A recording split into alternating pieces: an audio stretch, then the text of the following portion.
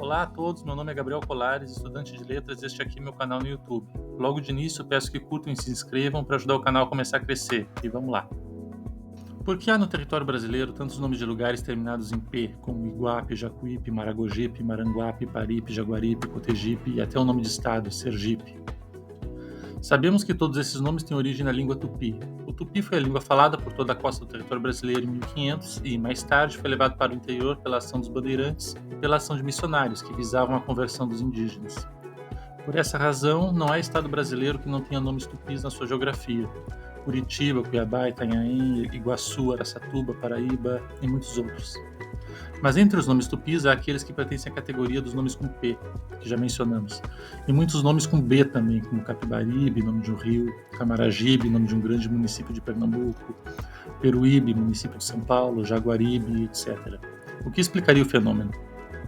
Basicamente, o P naquela língua é uma posposição locativa. Primeiro de tudo, o que seria uma posposição? Sabemos que em português nós temos a classe das preposições, como em, para, com e assim por diante. Elas são preposições porque vêm antes do termo ao qual elas estão associadas, como no exemplo de falo com Maria. No sintagma preposicional com Maria, a preposição com vem antes.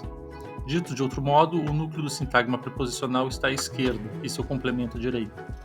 Já na mesma frase em tupi, em Maria Supé, a preposição, entre aspas, vem depois, sendo por isso a rigor uma posposição. Ao contrário do supé, o P está no grupo das posposições átonas, ou seja, esse P ele nunca leva acento tônico. Não pronunciamos Sergipe, Maragogipe, mas Sergipe, Maragogipe.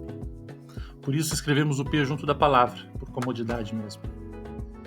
Em segundo lugar, a posposição é locativa, por se referir a um lugar. Pode significar tanto em como para ou a, no sentido de direção. Assim, em tupi, se pegarmos o nome Heritiba, antigo nome do município de Anchieta, no Espírito Santo, e colocarmos o P, teremos Heritipe. Assor Heritipe, vou a Heritiba. Aikor Heritipe, moro em Heritiba. Então, esse é o significado dos nomes com P na geografia do Brasil. Normalmente, eles nomeavam cursos de água, como rios e córregos, e depois passaram a nomear as aglomerações humanas construídas nas proximidades desses rios. Daí temos Sergipe, que vem de Seri-Jipe, no rio do Siris, Iguape, de Uape, na enseada do rio, Jacuípe, no rio do Jacus, Jaguaripe, no rio das Onças, que em tupi era Jaguara, Jaguara, né? E assim por diante. Portanto, esse é o significado do P.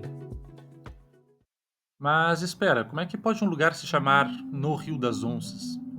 Faz sentido um rio se chamar Rio das Onças, né, Jaguari, mas como algo pode se chamar no Rio das Onças, Jaguaripe? E aqui que começa a parte principal deste vídeo. Tudo começa com o padre tupinólogo Antônio Lemos Barbosa, nascido em Minas Gerais em 1910 e falecido no Rio de Janeiro em 1970. No ano de 1956, o estudioso da língua tupi publica o seu curso de tupi antigo. Nele, Barbosa afirma basicamente que os nomes tupis com a posposição P teriam sido dados erroneamente pelos colonizadores. Como vimos, o P tinha um sentido bastante amplo, significava tanto em quanto para, no sentido de direção a algum lugar. Por isso, era usado com muita frequência. Então, basicamente, o colonizador ouvia constantemente frases que vimos antes, como Assor Heritipe, vou a Heritiba, ou Aikor Heritipe, estou em Heritiba, e acabou acreditando que esse P fizesse parte da palavra. Para quem estuda o tupi, essa de fato parece ser a explicação mais sensata. De fato, ela parece explicar a ocorrência de muitos nomes no Brasil com e sem o P, como Jacuí em Minas Gerais e Jacuípe na Bahia, Paraty no Rio de Janeiro e Paratibe em Pernambuco, Maragogi em Alagoas e Maragogipe na Bahia. Talvez o nome do município de Maragogipe entre os tupis fosse apenas Maragogi. Porém, muitas décadas mais tarde, em 2021, apenas 4 anos atrás, portanto, o filólogo e professor da USP, Eduardo Navarro, publica um artigo em resposta à tese de Barbosa.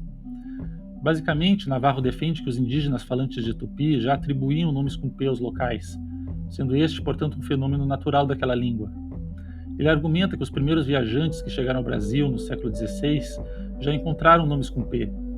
Bom exemplo disso é Hans Staden, o famoso viajante alemão que nessa época, bem no início da colonização do Brasil, foi capturado e feito prisioneiro pelos tupinambás em Bertioga, no litoral do atual estado de São Paulo.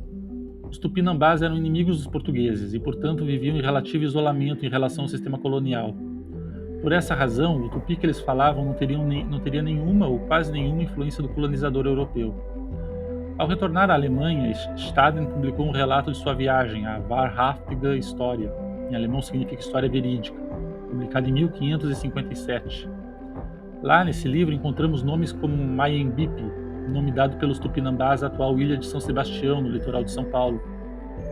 O nome Maiembipe não sobreviveu aos dias de hoje, mas percebe-se claramente que os indígenas já nomeavam a localidade com P, como podemos ver neste trecho em que Staden diz que ele e os tupinambás que o capturaram acamparam em frente a uma ilha chamada de São Sebastião pelos portugueses e de Maiembipe pelos selvagens. Ou seja, o nome com P não poderia ter sido dado pelos colonizadores. Outro argumento em favor dessa hipótese é que nomes desse tipo são relativamente comuns no continente americano. Conforme mostra Navarro, no oeste da Argentina, na região histórica do Cuyo, há nomes de lugares como Huentata, Canota, Mosmota, entre outros. Nesses nomes, que têm todos origem na língua huarpe, o tá ao final é o sufixo locativo, bem semelhante ao P do tupi. A mesma classe de topônimos pode ser encontrada no México. Na língua náhuatl, encontramos nomes como Tepic, que significa no monte ou na montanha. Este nome é derivado de Tepic, que significa morro, montanha. O sufixo "c", acrescido a este substantivo, cumpre uma função locativa. Navarro conclui então que os nomes com P refletiam o fenômeno do tupi antigo. O fato de esses nomes estarem principalmente no litoral, onde, como dito no começo do vídeo, era a região em que o tupi era falado em 1500, vem para reforçar essa tese. Neste mapa há uma amostra das localidades que levam a posposição P no nome. A grande maioria delas se encontra no litoral, que é justamente onde o tupi era falado. Certamente há algumas mais para o interior, como na Bahia, mas essas são em sua maioria nomes modernos, nomes que foram atribuídos a localidades recentemente e que, portanto, não provêm diretamente do tupi antigo. Por fim, para concluir, vale mencionar que os nomes com P, de acordo com a tese de Navarro, seriam muito antigos. Ora, se os indígenas já nomeavam lugares com P, isso significa que muitos desses nomes existiam antes mesmo da chegada dos europeus, como é muito provavelmente o caso de Maiembipe, que vimos antes. Assim, esses nomes são patrimônio imaterial a ser preservado agora e no futuro, pois são nomes dados pelos primeiros moradores do litoral, a saber, os povos originários que lá habitavam antes mesmo de 1500.